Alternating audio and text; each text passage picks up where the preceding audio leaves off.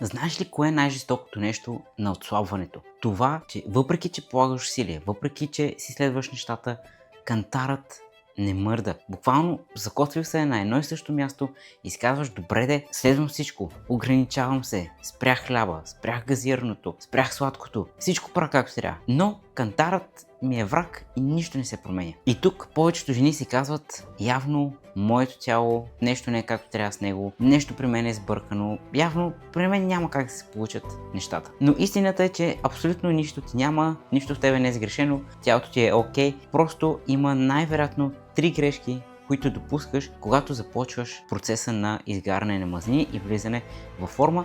И заради това те съветвам да останеш до края на това видео, за да видиш кои са тези 3 грешки и дали ти правиш и трите или само една, но дори и само една да правиш, тя може да е най-важната и реално точно тя да ти пречи ти да сваляш килограми. И започваме. Грешка номер 1 е това, че си на рестриктивна диета. Виждаш, че някой е свалил килограми, много килограми и си казваш: окей, дай да видя какво прави този човек.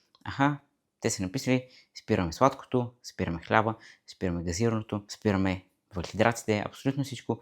И в крайна сметка, когато човек елиминира всички тези храни, остава това да яде суха, гадна храна, най-често пилешко с броколи и малко рис или просто ябълки и малко ядки, и това е. И истината е, че няма как някой, който иска да отслабне 10, 15, 20, 30 кг, да следва такъв начин на хранене за следващите 1 месец, 2, 3, 5, 6 година и така нататък. Проблемът е, че в началото ще имате мотивация, започвате супер надъхани, супер ентусиазирани, ето започвам нещо ново, този път ще е различно, но минава понеделник, вторник, сряда, четвъртък, вече почвате да усещате липса на енергия, по-раздразнителни сте, нещо не е както трябва, трябва да приготвите вечера за децата, за съпруга ви. И вие вече така за тях приготвяте вкусна, питателна храна и поглеждате вашата чиния и това е просто суха краставица с сухо пилешко и си казвате: за какво го правя това, за какво си го причинявам, така и така кантара въобще не мърда, абсолютно няма никакъв смисъл. И всъщност е нормално да се пречупиш рано или късно. Защо? Защото никой нормален човек не може да следва този начин на хранене дълготрайно. И тук е проблемът. Когато ние кажем на съзнанието си: не може да ядеш това, не може да ядеш онова, и виждаш как другите хора всъщност свалят килограми, ядейки мусака, принцеси, банички и така нататък, си казваш: може би всъщност не е лишението, което ще е ключовото в това аз да сваля излишните килограми. Защото в крайна сметка, ако това го разбием по този начин, ще видим, че една диета, която е адски ограничаваща и рестриктивна, тя още в момента, в който вие започвате, вие сте обречени. Тоест няма, колкото и силна воля да имате, няма как това да стане. И в такива ситуации, когато ние рязко кажем на тялото ни: ти няма да ядеш нито хляб, нито сладко, нито каквото и да е, което досега е било познато, тялото не е глупаво. То вижда това, за него е стрес и лишение.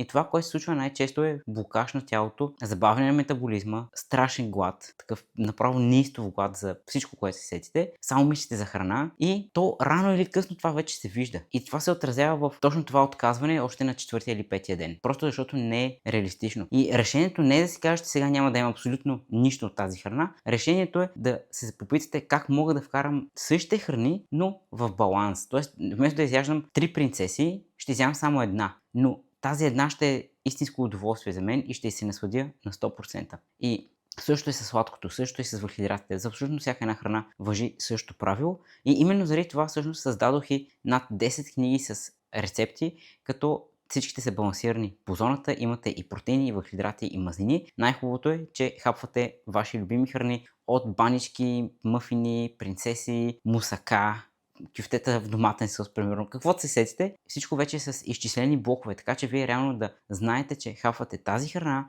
без огризение и без сега се чуете дали това е окей за постигането на вашите цели. Номер 2 грешка е това, че очакваме прекалено бързо резултати, и това отново го казвам, не знам в кое поредно видео, просто защото от работата ми с клиенти го виждам това нещо. Виждам това как започваме да работим заедно, минава една седмица, две, има някакъв прогрес, вижда се как теглото почва така да слиза надолу лека по лека, и на втората седмица има застой. Този застой е в рамките на 3-4 дни. И просто аз виждам разочарованието в очите на клиента, когато видим, че 2-3 дни, въпреки че полага усилия, резултат не идва. Истината е, че този резултат идва. Просто защото нашето тяло няма как да сваля килограми абсолютно всеки ден. И да, ще има дни, в които ще задържим вода, ще задържим сол в тялото, т.е. няма да може да... ще бъдем малко по-подути, може би.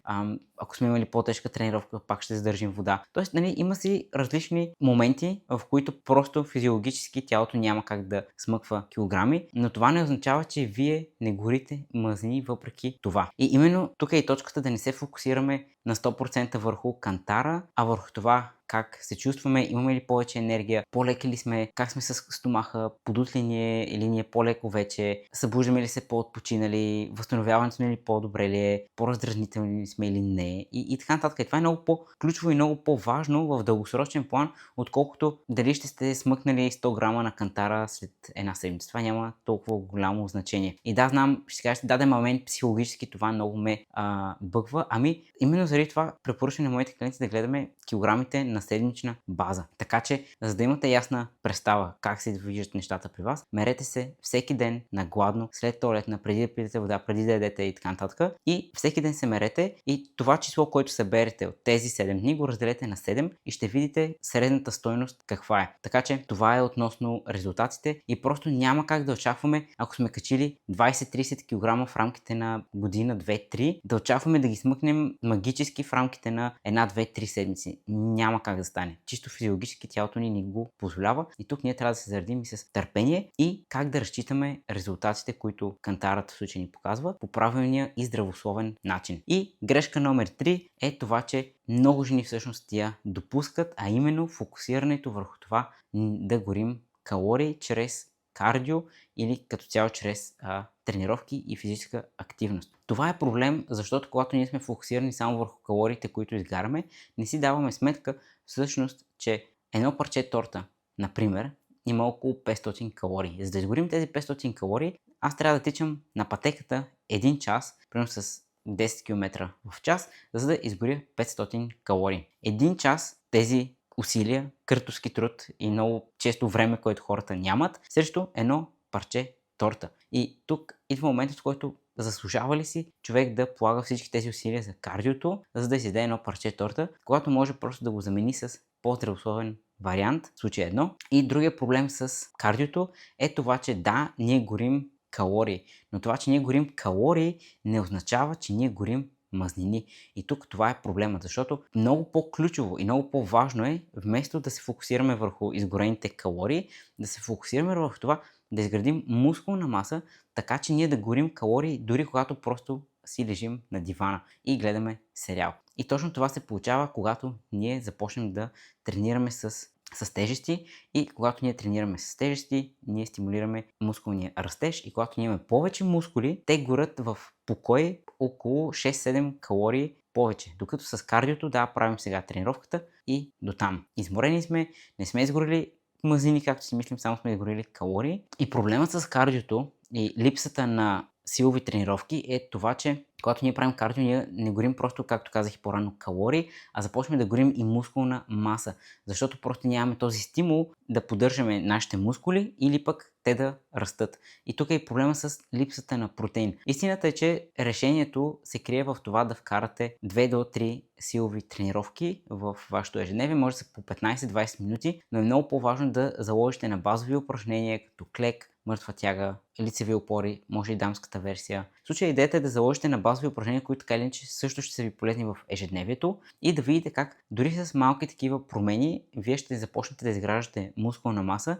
и именно тук е идеалният момент да кажа, че когато вие започнете да се храните и по зоната, на което аз съм привърженик и това е метода, който аз предлагам на моите клиенти и именно тази комбинация от първо да се храните балансирано, в случая по зоната, второ да не очаквате резултати след 7 дена, магически резултати говорим и трето да вкарате силови тренировки от около 15-20 минутни тренировки 2-3 пъти в седмицата. Тук вие ще видите разликата между някой, който просто сваля килограми и след това отново просто е станал същата версия на себе си, но по-малка и по-мека и човек, който всъщност изглежда по-стегнат, по-енергичен, просто като го видите си казвате, този човек наистина се е променил, т.е. настъпила тази трансформация. И това се случва благодарение на тези 3 стъпки, които ви описах. Ако още не сте започнали зоната и не знаете откъде да започнете, долу в описанието ще ще откриете линк към моята безплатна общност, в която споделям още полезни съвети и рецепти по зоната, така че да започнете с лекота. Ако вече сте запознати с зоната, но се губите измежду сметките и не знаете откъде да започнете,